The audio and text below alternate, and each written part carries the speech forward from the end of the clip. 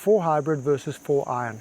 The 4 hybrid is a replacement for the 4 iron because the 4 iron requires a lot of swing speed to get the ball airborne. Despite having the same loft, they are not as easy to get airborne as the other. The hybrid was a mixture between the iron and a fairway wood to create this longer body. This body is longer, creating a center of gravity further back from the face, which makes it much easier to get the ball airborne. With a 4 iron, you have very little margin for error. You have to clip that ball very clean at a high swing speed to be able to compress it and get the ball airborne. A lot of people cannot generate enough swing speed to get the ball elevated in the air, and that's where the 4 hybrid comes in. Much easier to get the ball airborne, has a thinner face. The face is actually thinner and the rest of the body is hollow to give you a lot more trampoline effect to get that ball up into the air, flying much further.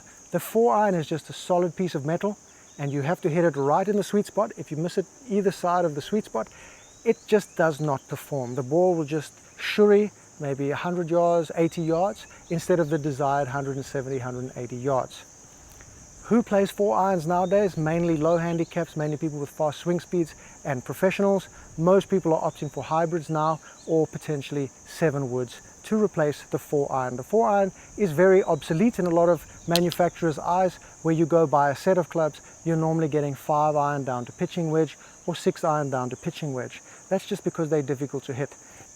The other thing that's made a 4 iron very tricky to hit nowadays is that the loft has reduced.